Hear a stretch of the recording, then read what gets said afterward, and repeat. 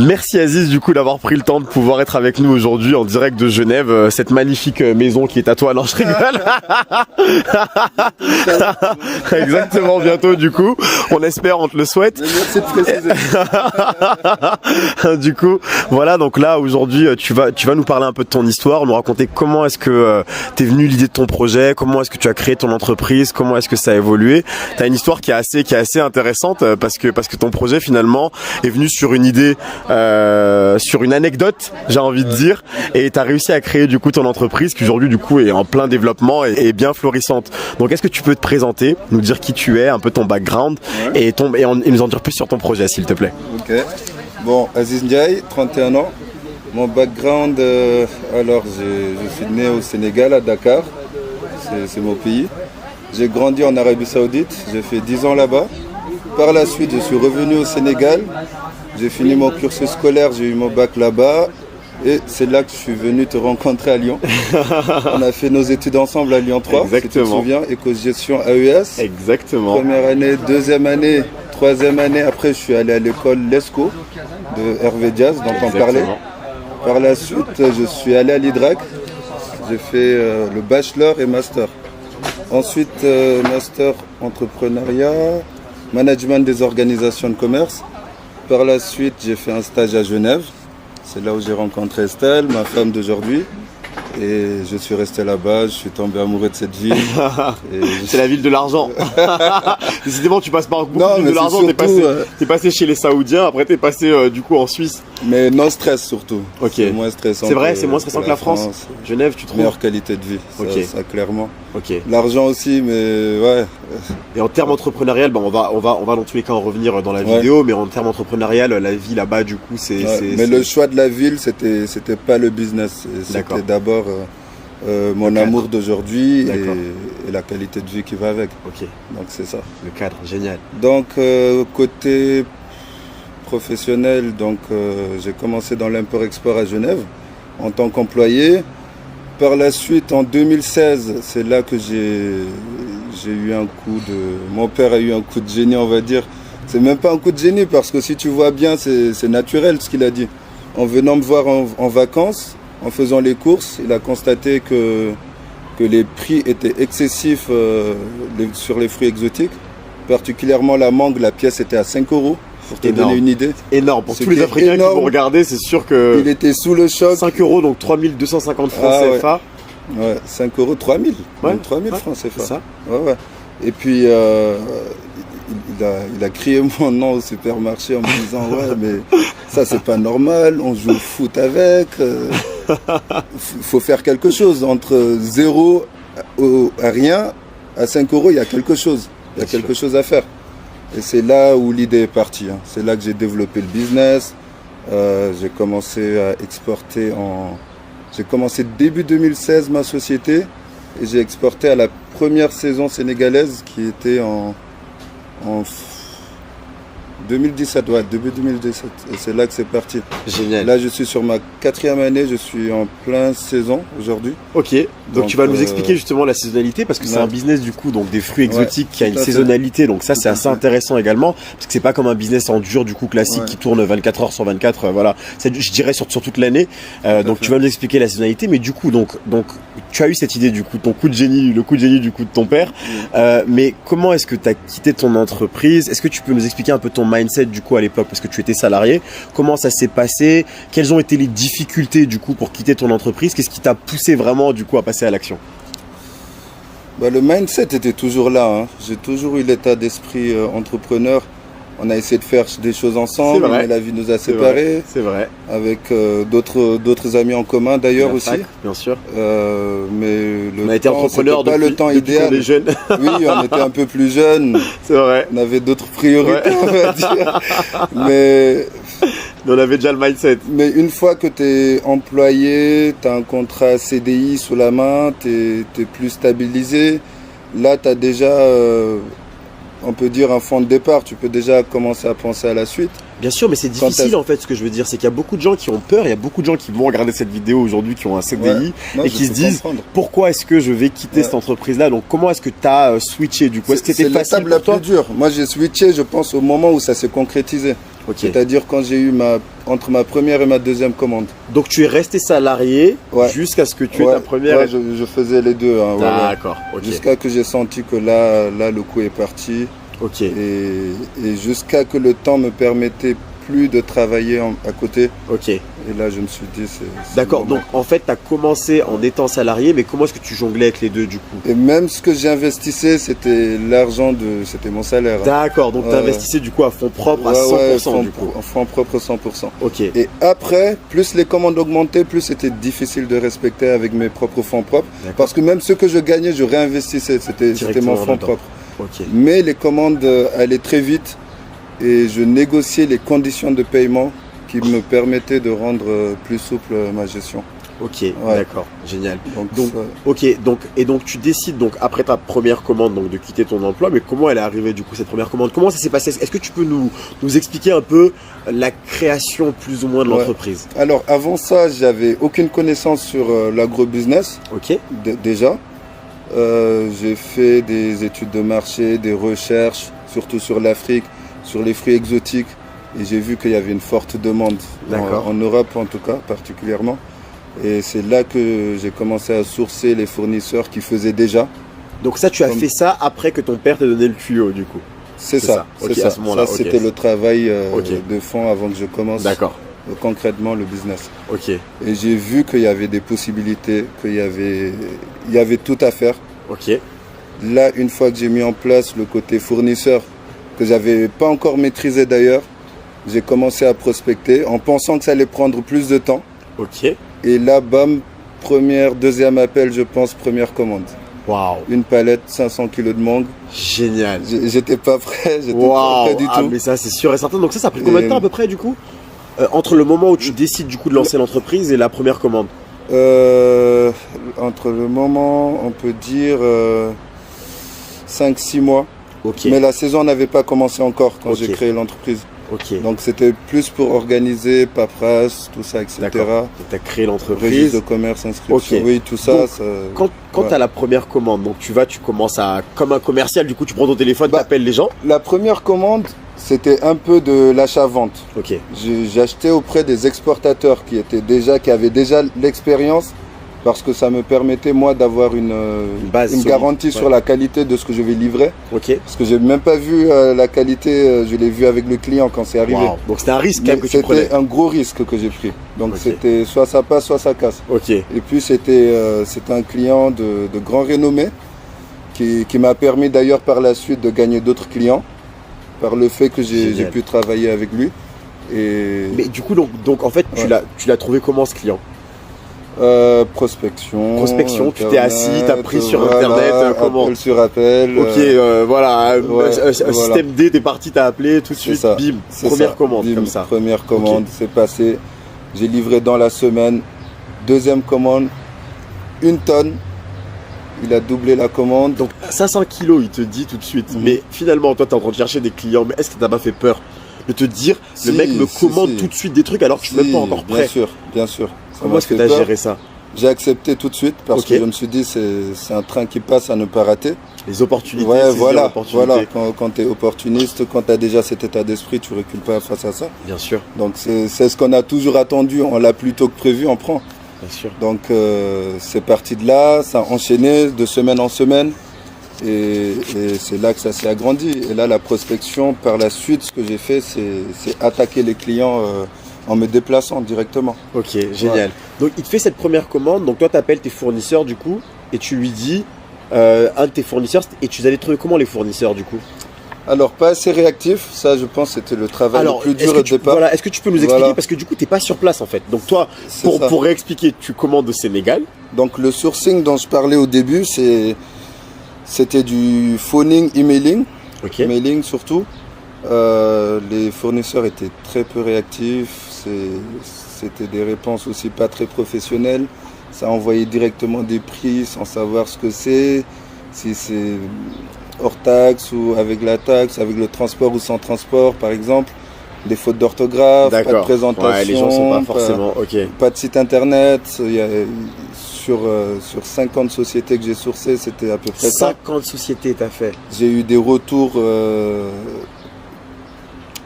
vraiment concret, professionnel, que j'ai senti sérieux, 5, on peut 5 dire. sur 50, donc tu as, Ouais. donc t'as 10% Même des gens sur les qui étaient- 5-6, c'était pas très réactif, ça répondait une semaine après, Ok, et tu réponds sur le moment, ça attend encore, donc... ok. Et j'ai choisi la personne la plus réactive, avec qui je travaille toujours aujourd'hui d'ailleurs, Ok, en génial. sous-traitance quand j'ai beaucoup de commandes, qui a été le plus réactif, plus pro, qui m'a fait une présentation avec un site internet tout carré, et c'est de là que c'est parti, quoi. Donc du coup, donc jackpot, t'as ta première Ouais. commande, le premier Ouais. appel plus ou moins, bon t'as fait commencer Ouais. ton phoning et tu valides et là tu choisis ça. la bonne personne du coup pour le sourcing et comment Ouais. ça se passe? Et là, comment ça se passe quand ça a marché? Je suis allé directement au Sénégal. Donc Je l'ai lui déjà, donc rencontré. lui, il a livré, tout s'est bien passé, Ouais. tout était nickel et donc Mhm. t'es allé quand même le rencontrer sur Je place. suis allé sur place, pas lui, mais lui, en même temps d'autres producteurs, parce que l'idée aussi c'était de plus marger, D'accord. et c'était aller à la source et acheter auprès des producteurs.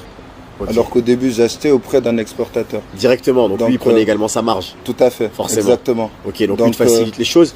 L'idée c'était vraiment de maîtriser toute la chaîne de valeur, c'est-à-dire à la cueillette jusqu'à la livraison. Ok, Comme ça, ça m'a permis de marger aussi même sur le transport. génial. Voilà. Donc tu maîtrises tout. Ok, c'est- ça on va c'est ça, également c'est ça revenir dessus l'idée. parce que c'est très intéressant du coup de comprendre la chaîne de valeur. Mais en fait, ce qui est intéressant également, c'est que j'ai eu cette question lors d'un live qu'on a fait du Ouais. coup sur Mindset for Africa. En fait, d'une personne Ouais, qui me que disait. je suis assez régulièrement Bon, bah, et c'est je cool. t'en félicite. C'est cool, c'est gentil, Et- c'est gentil. C'est vrai qu'on a et- commencé la série du coup ouais. sur l'Afrique, suite au live qu'on a fait sur Ouais. George Floyd.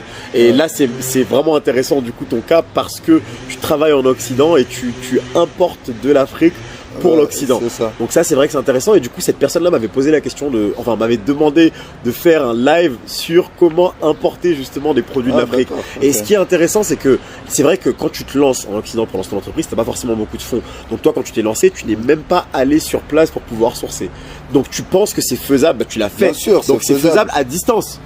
Bien sûr, c'est très faisable. Et même, il y a un business aujourd'hui qui tourne bien, qui est le dropshipping. Ouais. C'est des gens qui, sans voyager, ils arrivent à faire déplacer d'un point A à un point B.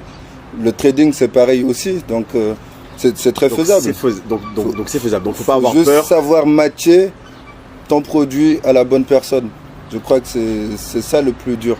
Génial. Mais c'est très faisable. Dans la société qu'on vit aujourd'hui, on a Internet, Bien sûr. on a tout ce qu'il faut pour réaliser des choses à distance. À distance. Donc tu peux créer ton C'est entreprise très comme faisable. ça. C'est Ok. très faisable. Génial. Et donc du coup, quand tu t'es rendu sur place, qu'est-ce que ça a apporté en plus comme valeur? Le fait par contre d'être sur place maintenant. Là, t'es allé. C'est surtout l'aspect social, moi, qui m'a marqué. D'accord. C'est-à-dire de voir les femmes nettoyer la mangue, trier, conditionner du village, parce que je tiens à préciser, je travaille qu'avec des producteurs certifiés Ok. qui sont issus du village où il y a la production des mangues. C'est un aspect qui est très important pour moi, Ok. parce que beaucoup pensent que la mangue, c'est à travers des machines que ça passe, mais tout est travaillé à la main, c'est cueilli à la main, c'est lavé à la main, c'est trié, conditionné à la main. C'est seulement après le transport que là, ça devient pas Ouais. manuel. Mais, Donc tu as un mais cahier des c'est- charges, c'est ça, donc tu as un cahier des charges, ça c'est intéressant, mais alors, quelle est la difficulté de faire appliquer un cahier des charges? C'est une spécification, c'est c'est le souhait du client, tout à Ok. fait. Donc c'est Ça le veut Carrefour dire que par exemple qui va dire Carrefour je veux... me contacte, il souhaite des mangues plutôt colorées, plus rouges, oranges que verts, parce que les mangues Bien sûr, vertes, ça donne pas envie. voilà, comme ils me disent, les clients me disent souvent, les consommateurs achètent avec les yeux, Ouais, et c'est ça n'a vrai. rien à voir la coloration avec le, Ouais, avec le goût. Toi tu connais, Bien en sûr, Afrique, bien sûr. on mange des mangues très Bien sûr, vertes mais bien sûr, très qui sont sucrées. Très bonnes, ouais. Mais les variétés même qu'on exporte d'ailleurs, c'est pas les meilleures mangues. C'est juste parce qu'elles sont plus Les résistantes plus belles. et plus belles et surtout plus résistantes au transport. C'est vrai qu'elles C'est surtout ça. elles durent. C'est que le transit time, le temps d'arriver en Europe, elles sont solides et très Ok. belles. C'est surtout ça. Et donc du coup, quelle est la difficulté de le faire appliquer ce cahier des charges là en Afrique? Parce que c'est vrai qu'on a parfois cette impression que c'est difficile d'avoir des normes trop strictes. C'est quoi tes challenges par rapport à ça? Après, les échanges que j'ai eus avec plusieurs exportateurs, c'est que ils ont tendance, c'est l'erreur qu'ils font plus souvent, c'est qu'ils acceptent le cahier des charges comme ça vient. Ça veut dire qu'ils veulent pas perdre le business. D'accord. Donc, ils vont dire oui. L'Africain a tendance à dire oui pour pas perdre le marché ou pour pas perdre le business. D'accord. Ou pour pas perdre la commande. Oui, pour se dire, si je sais pas, peut-être un autre, il peut. Faut être vrai avec eux, leur dire ce qu'il y a à faire. Parce qu'on, les exportateurs, on va tous cueillir dans les mêmes mangues. Hein. C'est les mêmes régions, tout ça. Mais la différence, c'est le travail manuel. Et il y en a même, ils préfèrent que le travail soit pas manuel, mais faut donner de l'âme à la mangue. Et c'est à travers les mains. Moi, comme je dis, ce produit, on est ambassadeur de nos pays. C'est à travers ces fruits qu'on présente nos pays. Elle doit être belle et c'est un produit vivant aussi. Moi, comme je le dis, c'est comme un bébé. Je le suis du début à la cueillette jusqu'au supermarché, je vais le voir encore. Donc, il faut que ça soit génial. Ça soit bien conservé, bien travaillé, et c'est ça le plus important. Et ça, tu le vends au client. Son cahier des charges, il peut changer naturellement. C'est ça le plus important. C'est qu'on n'est pas des machines, il faut qu'ils réalisent. Moi, je suis allé sur place dans les champs avec les clients. Ils ont vu comment ils travaillent et ça permet de, eux, être moins exigeants. C'est même pas question d'exigence parce que moi, je trouve l'excellence, c'est ça, c'est travailler tout à la main. Et ça, il faut le valoriser. Et c'est là la différence. C'est un artisan. Parce que ceux qui imposent les cahiers des charges, la plupart, c'est ceux qui ne savent pas comment le travail est fait sur le terrain. Et ça, c'est important. Ok, donc toi, tu arrives du coup à jouer un peu dedans. Moi, j'arrive à négocier des charges, tu négocies pour adapter du coup à ce qui est local. Parce que je sais que derrière, la demande est très forte. Ça veut dire que même s'ils n'ont pas ce qu'ils veulent, ce qu'ils veulent, ils vont quand même commander. Ok. Ça c'est par la suite que j'ai compris ça. Ok. Ouais. Et comment du coup tu arrives concrètement du coup à vérifier tout ça? Parce que vu que forcément toi tu es en Suisse, comment est-ce que tu arrives à vérifier? Est-ce que tu as une équipe? Comment tu as mis en place les choses? Après ta première commande quand tu es allé sur place, tu peux nous expliquer un peu comment ça s'est passé quand tu es allé au Sénégal du coup? Après en Afrique, il faut savoir qu'on est bien organisé aussi. C'est-à-dire qu'il y a des organismes de phytosanitaires qui viennent, qui contrôlent tes produits si ça respecte bien les normes. Parce qu'ils savent aussi que c'est des produits du pays, donc c'est un label au final. Ils contrôlent ça. Et ça c'est important, c'est obligatoire aussi. Ça veut dire que même si tu fais quelque chose qui n'est pas de qualité, ça arrive au port, ça peut être bloqué au port, avant même que ça parte. Génial. Si c'est par voie aérienne, ça peut être bloqué à l'aéroport. D'accord. Donc ça c'est des éléments, c'est déjà sur place, c'est déjà bien organisé. Ok, donc ça facilite au maximum en fait. Ça facilite.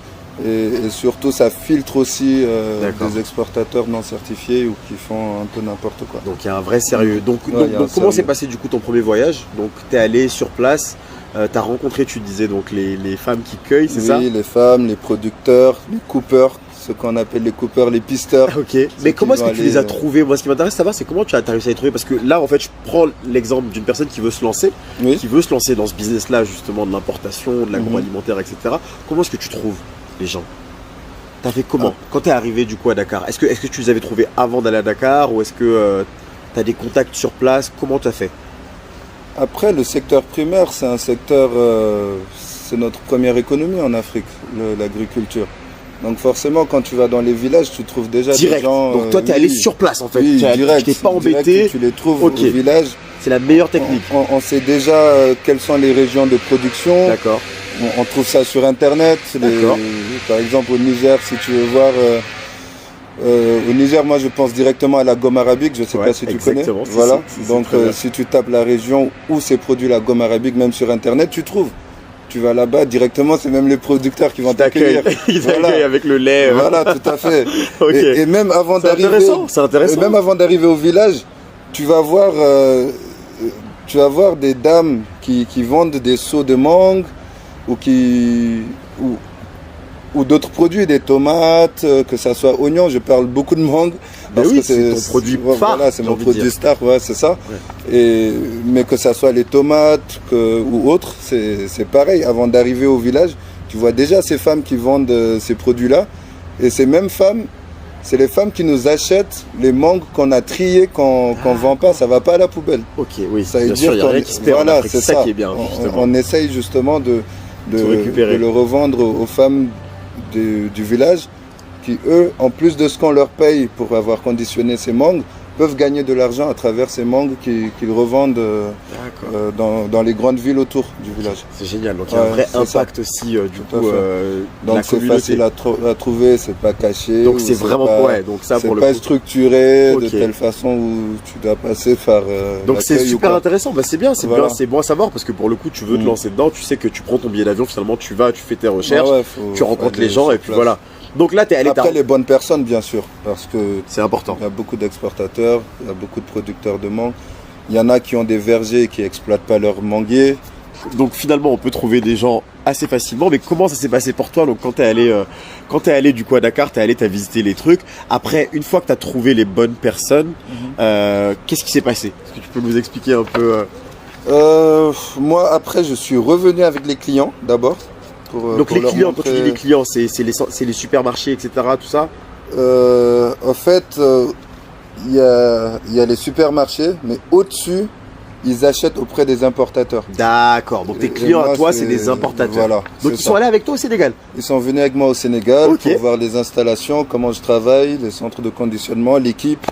Ils étaient satisfaits. Donc tu as mis en place, jusqu'à aujourd'hui, on travaille ensemble. Que tu as mis en place, donc comment est-ce que tu l'as mis en place? Comment ça s'est passé? L'équipe que j'ai mis en place, tout simplement, c'est des producteurs qui ont créé ce qu'on appelle en coopérative. Il y en a partout, même au Niger, que ce soit au Burkina, en Côte d'Ivoire. Et à travers ce coopérative, ils se font certifier. Une certification qu'on appelle le Global Gap qui permet d'exporter en Europe. Donc sans ça, on n'est pas autorisé.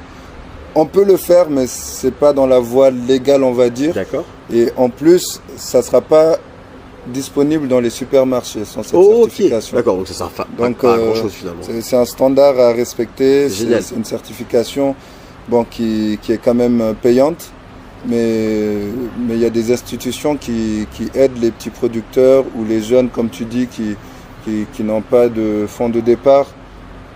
Ils peuvent les aider, ces institutions sans complications, ça peut aller très vite. Donc eux, ils gagnent cette certification et du coup, toi, tu as trouvé directement des producteurs qui ont cette certification. Voilà, c'est ça. Tu as sourcé ces gens-là directement. Et c'était ça l'équipe. Et comment est-ce que tu les... Donc finalement, il n'y a pas besoin de contrôle si dans ces certifications-là. C'est-à-dire que le produit qu'ils font est de la qualité. Il y a quand même un contrôle. Il y a quand même un contrôle nécessaire. Parce que c'est quand même un produit très fragile, la mangue. D'accord. C'est pas comme l'ananas qui est plus résistant. Ou même d'autres fruits qui tiennent encore plus longtemps, qui ont des durées de vie plus longtemps, mais la mangue et l'avocat, c'est très compliqué à travailler. Donc ça demande... Et donc effectivement, tu me parlais de cette histoire de saisonnalité. Est-ce que tu peux nous expliquer comment ça fonctionne?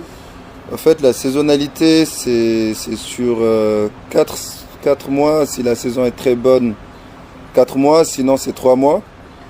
Après, l'avantage du Sénégal, du Mali, un peu la Côte d'Ivoire, c'est qu'ils ne marchent pas dessus le Pérou et le Brésil qui sont les plus gros exportateurs au monde de mangue. Quand je parle de mangue, c'est la mangue Quinte, la variété Quinte, qui est la variété la plus exportée en Europe. C'est elle la plus belle, dont tu me parlais, la plus résistante. Voilà, la plus résistante, la plus belle. Le Brésil, le Pérou, la période creuse chez eux où ils ne sont pas en saison, c'est à partir de mars, avril, mai, juin, juillet. Et c'est là où justement c'est la pleine saison en Côte d'Ivoire, Sénégal, Mali. D'accord. Et c'est ça la saisonnalité. Donc en Europe, on peut trouver des mangues en fait n'importe quand, mais c'est parce que ça tourne en fait. Toi, tu vas acheter une mangue toute l'année, mais ça ne provient pas du même pays, tout simplement. de la même société. On s'en rend pas forcément compte. Voilà, c'est ça. Aujourd'hui, tu vas à Carrefour, tu verras des mangues du Sénégal, par exemple.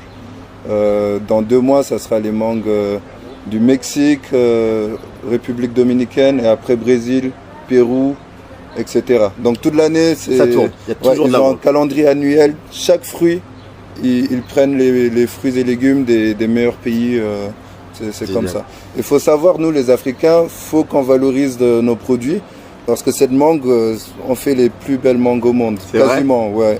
Les importateurs le disent, c'est les professionnels qui le disent. Donc c'est pas moi, c'est pas parce que c'est mon pays. Quand je dis on fait, c'est le Sénégal, le Mali, la Côte d'Ivoire, le Burkina. Il y a des pays qui sont un peu moins structurés, comme la Guinée, qui font des très beaux produits et qu'on doit valoriser. à l'international.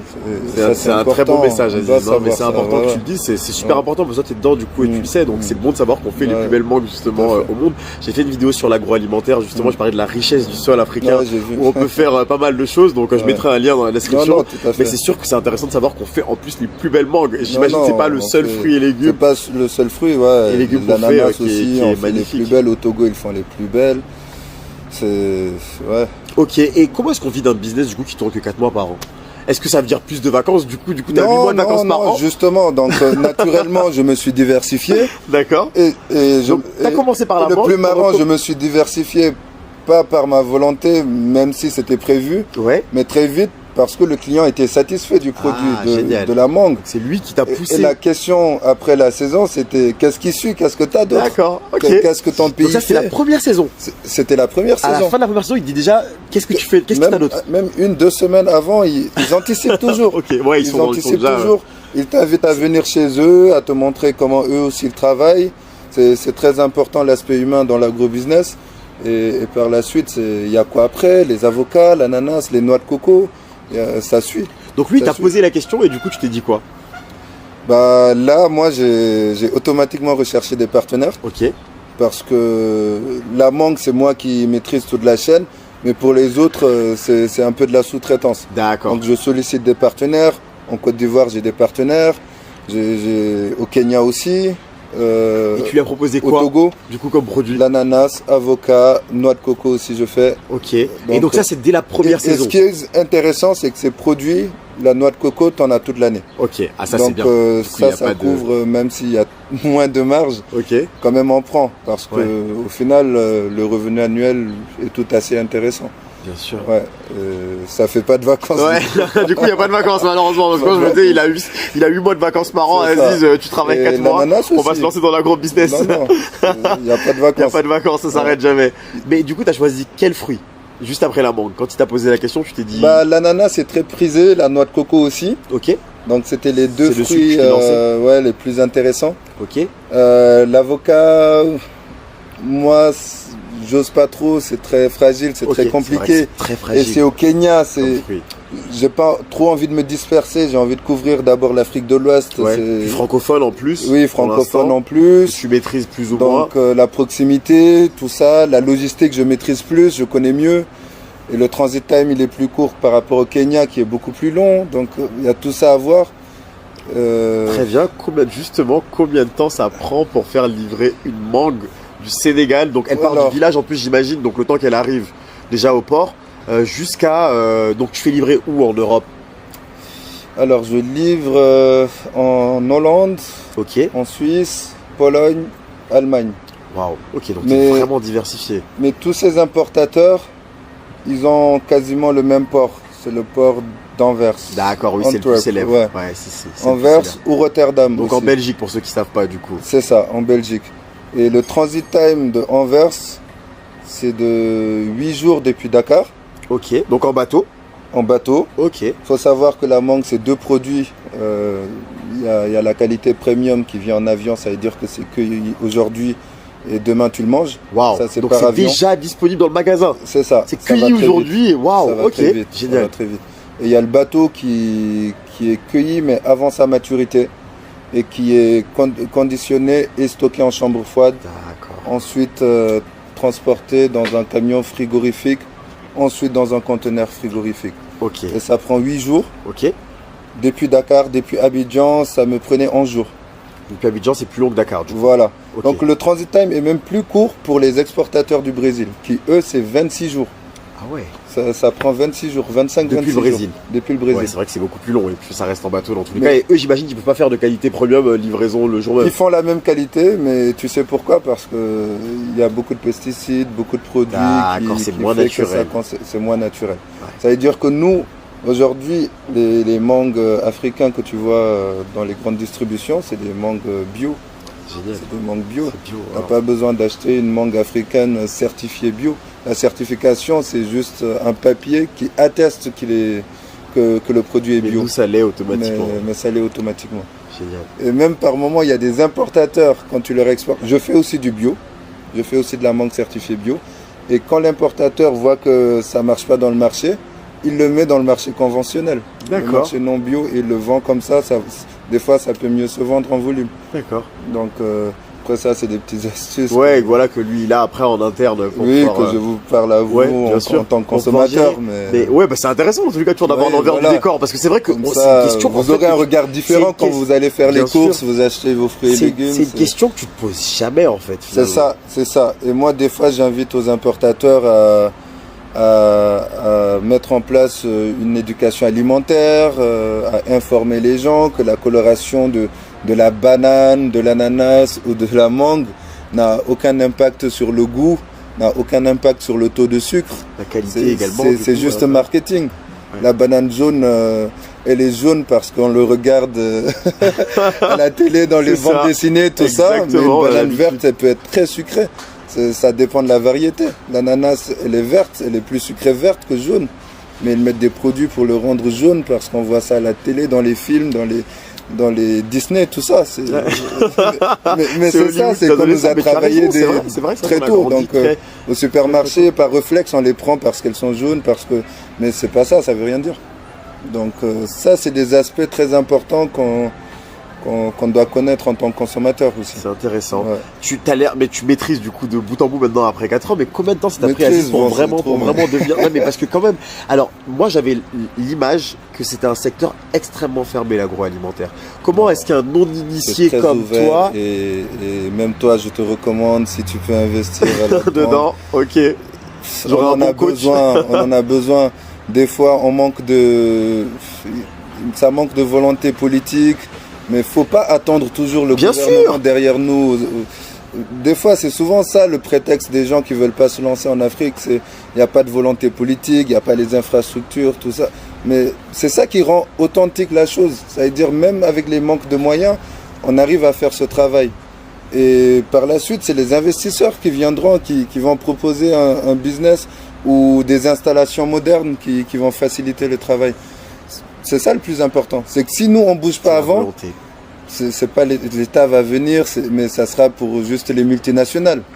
Et il ne faut pas qu'on les laisse tout prendre. Bien sûr. Sinon, bientôt, ça ne va plus rien rester. Déjà, ça commence.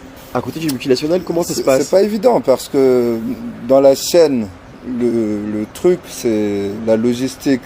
C'est Bolloré. Je suis obligé de travailler avec Bolloré, même si je ne veux pas, parce qu'il maîtrise tellement bien le stockage de tes fruits, il maîtrise la température. Il y a même l'exclusivité souvent. L'exclusivité, non. Je peux choisir d'autres sociétés. Okay.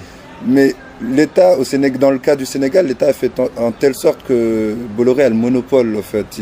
Ils ont tout. Et c'est plus facile à travailler avec eux. Mais on n'a pas le choix non plus. Ça, je ne veux pas en dire plus. Bien sûr, je ne veux pas parler de politique ici. Bien sûr, c'est pas le but dans tous les cas. Mais ça ne rend pas les choses faciles. Et comment tu te bats du coup avec eux du coup voilà. Tu te bats même pas. Je ne sais pas au niveau où je peux me battre, mais j'essaie de transmettre un message comme ça. Maintenant, faut que ça tourne, faut que les gens comprennent, faut que les gens aient cette liberté de choix. Je ne dis pas qu'il ne faut pas choisir Bolloré, mais qu'on ait une liberté de choix. Ça veut dire qu'il y ait plusieurs sociétés, qu'on demande des devis à gauche, à droite, et qu'on ait des services, plusieurs services proposés, c'est intéressant. C'est la concurrence, bien sûr, qui améliore le marché en plus, parce que c'est là où les compétitivité, solutions... voilà. Exactement, ça augmente la compétitivité. C'est ça. C'est sûr. C'est ça le plus important. C'est pas favoriser telle société parce que c'est une société française, et sachant que il y a des sociétés d'exportation de fruits et légumes qui sont françaises au Sénégal. Donc ça veut dire que moi, ça m'est arrivé de charger un conteneur dans le bateau à travers Bolloré et qu'on ait bloqué mon bateau pour mettre en priorité une société française parce que naturellement, je pense que moi, j'aurais fait pareil en tant que société sénégalaise de privilégier une autre société sénégalaise. Donc c'est des choses qui nous arrivent, c'est des contraintes techniques qui nous arrivent. Qui sont quand même énormes. Voilà, tout à fait. D'avoir une contrainte comme ça, c'est quand même pas mal. C'est un exemple comme ça que j'explique. Ou même les compagnies aériennes, c'est Air France, les vols cargo, Air Sénégal maintenant ça se développe de plus en plus, mais on a très peu de choix. Oui, non, c'est sûr.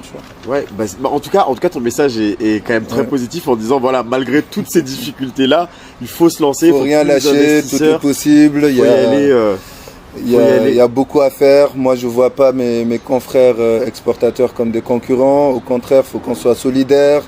Faut qu'on marche ensemble, qu'on propose les mêmes prix, qu'on respecte les mêmes standards et qu'on valorise plus nos produits, tout simplement. Comme tu as vu le cacao en Côte d'Ivoire et le Ghana, ils se sont mobilisés, ils ont arrêté d'exporter pour augmenter les prix.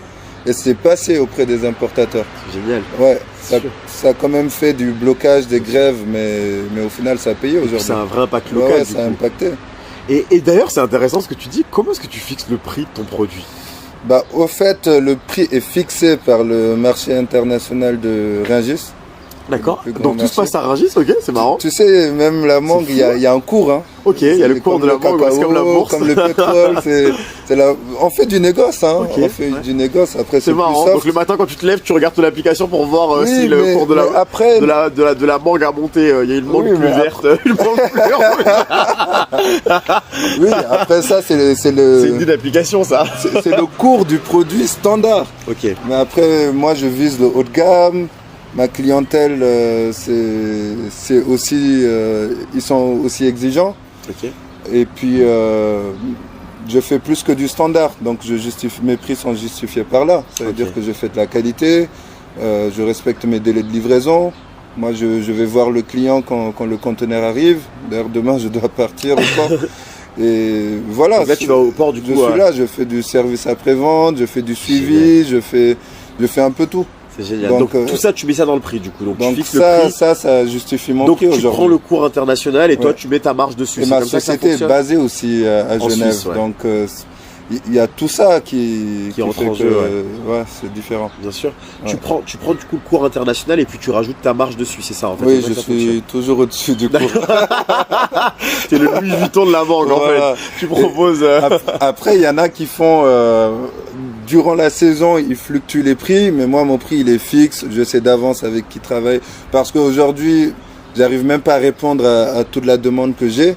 Donc, j'ai ce luxe aujourd'hui de choisir mes clients. Ça, c'est génial. Et l'idée, c'est vraiment de me développer dans ce sens, mais tout en gardant ce standard de prix. Et c'est au bout de combien de temps que tu as pu avoir ce luxe-là, justement, de pouvoir choisir tes clients? C'est passé très vite. Parce qu'on a suivi ta première saison. Donc, la première saison, là, tu n'avais qu'un seul client. Parce que quand j'ai eu ce client, c'est par la suite que j'ai remarqué que ce client, c'était un des clients les plus exigeants en Europe.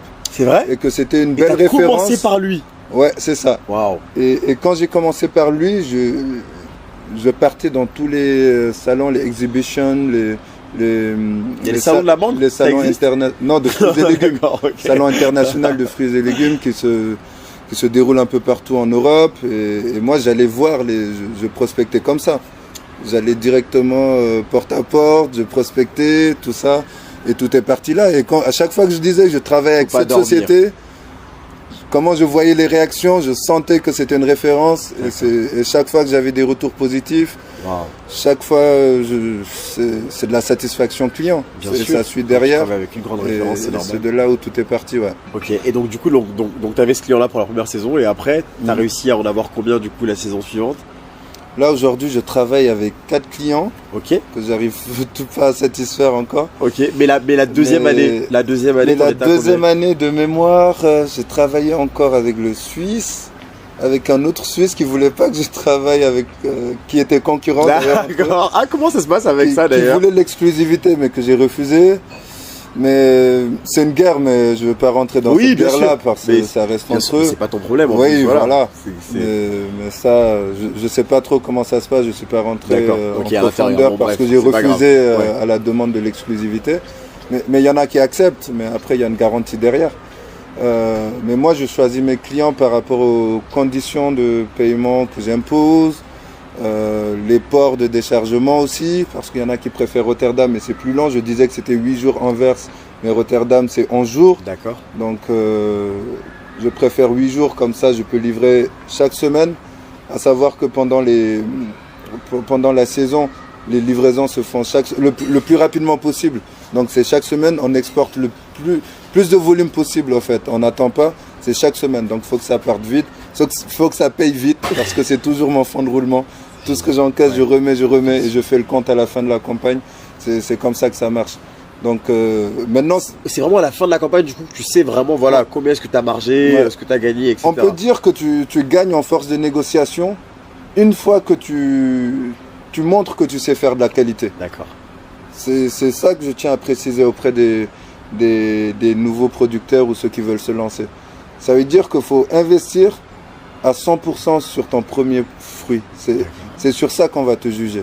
Okay. C'est le first looking, voilà, c'est comme première présentation, quand on te voit ta présentation, c'est sur ça qu'on va te juger. Ouais, la première impression. Il y a très peu de chances qu'on te donne, ils n'ont pas le temps de faire une deuxième chance, surtout quand c'est des conteneurs qui viennent 8 jours, ils attendent, ça arrive. Eux, ils l'ont déjà vendu, hein, le conteneur il arrive, mais c'est déjà vendu. Ouais. Donc, si ça arrive, c'est pas en qualité, c'est foutu. Donc le premier conseil number one, c'est ça. Première livraison, c'est le plus important. C'est ça. Ok. Toujours, dans tout business, je pense. Ouais, dans tous les cas. Même mais toi, là, avec Naveco, bien sûr, ton premier client, tu as dû le traiter comme un roi. Donc